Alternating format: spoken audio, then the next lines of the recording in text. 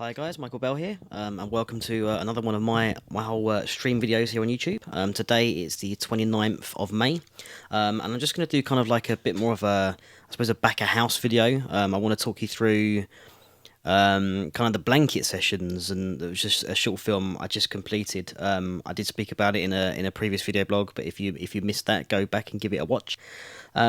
Essentially, this is just this is the first time really for me as a composer that I had to kind of break. It's the longest film that I've kind of worked on, so I had to break the film down, obviously, into individual cues, and kind of had to think about how I was actually going to deal with compiling all these different cues into a film. Obviously, for those guys who know me, you'll know that I work to Video Slave 2, so there's no actual film within Pro Tools, so everything that I've kind of composed has been time stamped and time synced with Video Slave 2. So what I chose to do, like I always do, I always make these kind of these markers for when my cues end and when my cues start, which basically just makes it easier for me to then go and see kind of what's kind of happening throughout the entire score. So I can see where things start, where things end across the entire session and jump between them. That also means that basically when I come to the dub session, which I'll take you through and show you as well, this is currently the composition session, so all the cues are basically in this session. It's quite a big session actually when I look back on it. There's quite a lot of tracks and quite a lot going on in this film, a lot of effects and things like that. If I can remember which video, there we go. So yeah, we've got a fair bit going on across the entire session. Not all of these tracks are used, but yeah, it's quite a big score. So what I tried to do was basically take these as timestamps. So all you basically need to do is when you're coming to export your session, just get notes up and just make a note of basically when each cue starts. So I did the kind of traditional 1M1, 1M2, 1M3, kind of made my own reels up. There's kind of a key point in Blanket where things kind of change, so I chose to name that reel 2. There was no real conversation with the director on that, and it didn't work in that way. But it's just something I used as like a point for me to follow. So say you've got like 2M2 here, for instance. All you've got to really do is click where it starts, hold down Shift. Need to zoom in a little here. And then while holding Shift, just click again on your 2M1E. And that basically makes a selection. So that's now made a selection of that cue, which is here. And then you can literally just bounce that entire cue out as a WAV. And then it's ready to be put into the dub session at the relevant point. So yeah, it's just Alt Command and B to bounce. So yeah, I just exported everything. Me being a massive professional, I put it all on the desktop, which I wouldn't advise you do. Try and keep it in relevant folders. So yeah, once you finish your cues, all the different things that you're trying to put in. I bounced them basically out into the desktop with the cue namings. And then, just as I say, as I got my notepad file here, just noted where the cues end and where the cues finish in terms of time code, which match up perfectly because obviously I was working, as I said, time sync through MTC to Video Slave 2. There are for guys who just started following me, there are videos going back in time towards the beginning the beginning of this year, I believe, where I talk about some problems I was having with video in Pro Tools and why I moved to Video Slave. Interestingly as well, I have just upgraded, so I am rocking Pro Tools 12.5. So I'm going to let you know how that's going. At the moment, it seems really solid. It seems cool. If we just jump in, so that's playing. Okay, so there's a lone horn part there. You're not going to give me a.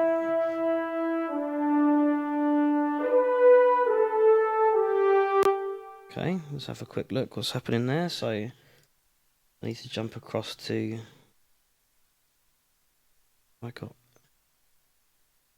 Bear with me 1 second. That's probably, let me just check on here if I take you to the, yeah, we're on the mixer there. I think that is because our Vienna Ensemble is not connected, which is not a good thing. So if I come back to soloists. Yeah, brilliant. So yeah, that's all right. Half my session isn't loaded up because I haven't loaded the Ensemble on the other machine. But yeah, from jumping through and testing this, you know, it's not sort of popping, it's not clicking just from jumping between cues, which is a good thing. But I've lost a lot of this is going to be very basic because a lot of my samples run through VE Pro on a Mac Mini. So yeah, this is all basically synth and percussion parts, gravity parts. Oh, I'm not even left you on the right screen there, sorry guys.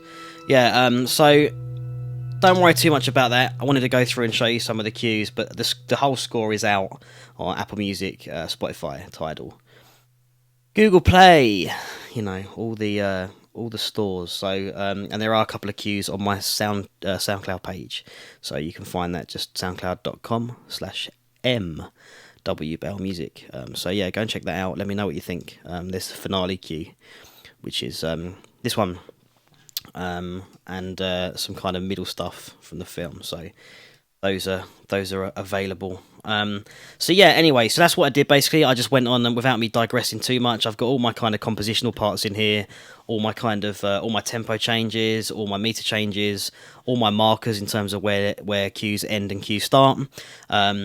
Just exported them out, as I said, by clicking basically on the start of the cue, holding shift and choosing the end of the cue. So in this case, I think that was around about here. You know, and then literally just bounce your cue out. Take it to the desktop, and then you're ready to go into the dub session. So I'm going to leave the composition session now, and I'm going to jump into the dub session. So how I kind of lay this out is these are all the cues that I bounced. Ignore that, that's literally basically all the music just is one WAV file, which I sent to the director so he could whack it in Final Cut and listen to it.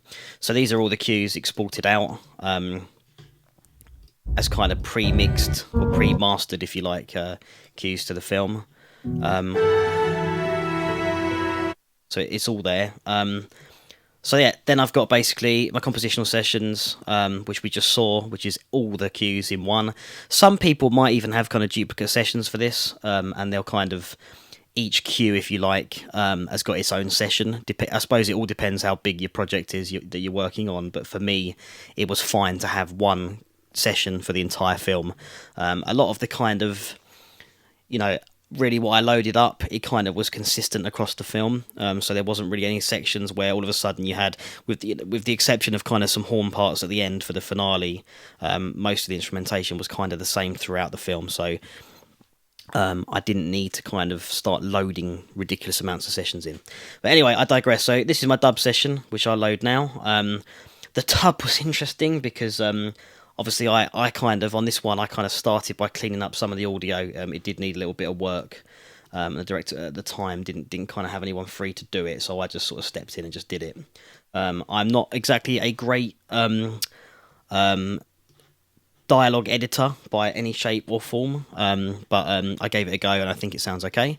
So yeah, I edited up the dialogue in the dub session, and in terms of effects, we kind of split it. So he did some, the majority of the effects. I kind of sourced, stroke, recorded a couple of bits and bobs here and there.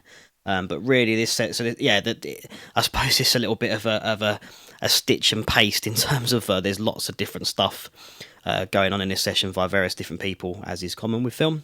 But really, I want to focus just on how I brought the cues in. So essentially, coming back to our notepad, here I've got, so you know, that's one M1, this is one M2, and so on and so forth, and you've got the timings of them there. So once the dub basically loads up, I'll show you what I've basically done, and that is essentially just to go directly to the time code, hit enter, and then just drag the cue in. So, you know, if we go to, if I take you now across so you can take a look. So yeah, exactly the same as I had in the compositional session. You know, I've got here at the top my different timestamps, and then each individual track along here is the cue. So That's one M4 playing there, basically.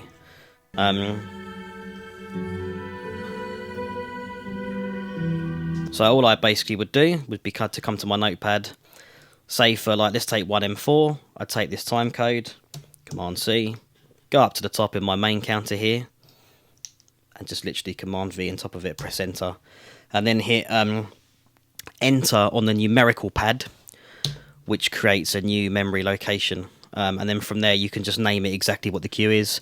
Then when you're kind of importing your cues, you can just zoom right in, hitting T, and get the cue as close to the line as possible, for each time basically as close to your 1M4 mark as possible.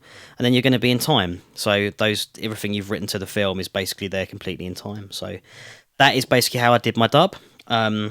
From there, obviously there was then like I kind of did my mastering in this session. So all of the cues here basically jump out to the score fader, and within that you've got various EQs, and basically just mastering some extra reverb. Sorry, everything's opening in the middle screen here, which is not useful for you guys.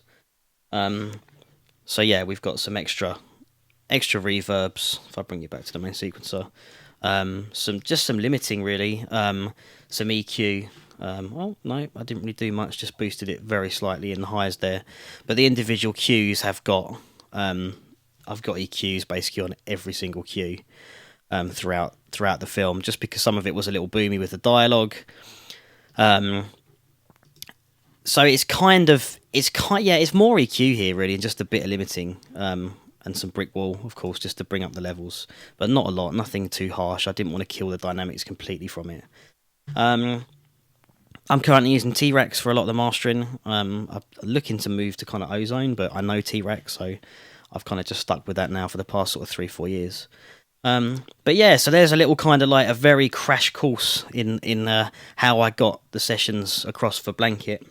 Obviously, as I continue working onto the feature films, then this process is going to get a lot more involved. I'm going to have to think about how I'm kind of splitting the cues up, and I think there'll definitely be kind of multiple compositional cues that will need to be the same. So I'm one of these guys who likes to change and chop things quite a lot throughout the compositional process. You know, all of a sudden I'll decide, nope, I don't like that piano sound, and I'll change it for almost the entire film, which is probably not the best practice to do, especially when you're on a deadline, but hey-oh, we do it. So yeah, I'm going to have to kind of curve around doing that and actually be more decisive in terms of, nope, this is the instrumentation that we've got, because I really don't want to get myself in the position of having to keep going in and changing things constantly across multiple sessions. But I hope this video was useful. You know, a lot of the time when we start, you know, a lot of my early films were all, as I mentioned in my blog, they're all kind of like, you know, one cue that was perhaps 6 or 7 minutes long, or up to 10 minutes long maybe. You know, the whole film was almost one cue a lot of the time before when I was working. So this is the first time I've kind of split things up into, I believe, 13 cues. Named them individually, mixed them individually, exported them individually, compiled an album, that sort of thing. So I just thought it'd be nice to kind of give you guys like an overview of that. I hope it was useful, and thanks for kind of following the channel. Yeah, I hope you guys look forward to the next video that I will be putting out.